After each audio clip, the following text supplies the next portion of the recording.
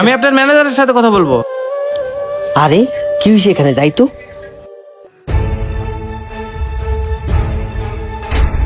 আরে স্যার, এখানে কি হয়েছে? আরে ভাই আপনি কে? স্যার, আমি হচ্ছে ফুড প্যারাডাইজের ম্যানেজার। আপনি ম্যানেজার? আরে ভাই আমি তো আপনাকেই খুঁজতেছি। স্যার প্লিজ আপনি ঠান্ডা হন, কাইন্ডলি আমার একটু বলুন কি হয়েছে। আরে কি হয়েছে মানে? আপনি জানেন আমি ওয়াশরুমে যাওয়ার আগে এখানে 1000 টাকা রেখে গেছিলাম, আইসা দেখি 500 টাকা নেই। কি বলতেছেন স্যার, আপনার 500 টাকা নাই? তাহলে টাকাটা কে নিল? স্যার আপনি একটু শান্ত হন, আমি দেখতেছি। আরে ভাই টাকাটা কে নিল মানে? আমি আইসা দেখে ওইখানে ফ্লোর মুছতেছে। ও স্যার এখানে কেউ ছিল না, তাহলে টাকাটা কে নিছে আপনি বুঝতেছেন না? স্যার আপনি একটু শান্ত হন, আমি বিষয়টা দেখতেছি। দীপু বাবা, তুই সত্যি করে একটা কথা বলতো, তুই কি এই স্যারের টাকাটা নিছস? যদি নিয়ে থাকস তাহলে দিয়ে দে। আমি সত্যি কথাই কইতেছি, আমি স্যারের টাকা চুরি করি নাই। আসলে হয়েছে কি জানেন, আমি যখন আরে টাকাটা পড়লো, 500 টাকা নোট, কেউ দেখে নাই। টাকাটা রাইখা দিই জায়গা মতো, কেউ দেখে নাই, ছুঁয়া দিই, এইখানে রাইখা দিই। যা কাজ করি এখন, বুঝছেন এখন? স্যার এবার বুঝছেন তো? হ্যাঁ ভাই বুঝছি, ভুলটা আমারই।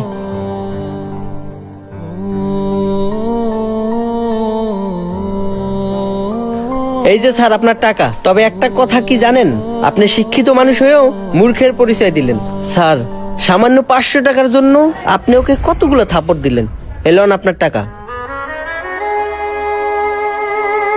স্যার আমি তো আপনাকে প্রথমেই বললাম যে ওই কাজ করতে পারে না, আর ও এই ধরনের লোক না।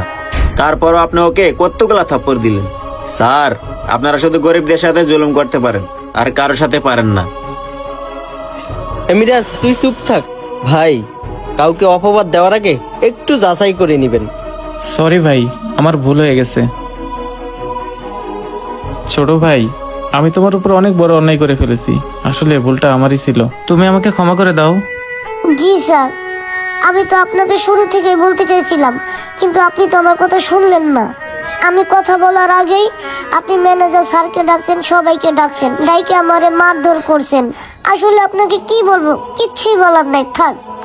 ছোট ভাই এভাবে আর বলো না, আমি এমনিতেই অনেক লজ্জিত। এই নাও, এই টাকাটা তুমি রাখো, এটাতে তুমি কিছু কিনে খেও। না না স্যার, আমার টাকা লাগবে না। আমরা গরিব মানুষ, টাকার প্রতি আমাদের কোনো লোভ নাই। স্যার আপনার টাকা আপনি রাইখা দেন। ভালো করে যাচাই না করে কাউকে দোষী সাব্যস্ত করবেন না, কারণ এতে করে মানুষের সম্মানে আঘাত লাগতে পারে। ভিডিওটি ভালো লাগলে অবশ্যই শেয়ার করে দিবেন। ধন্যবাদ সবাইকে।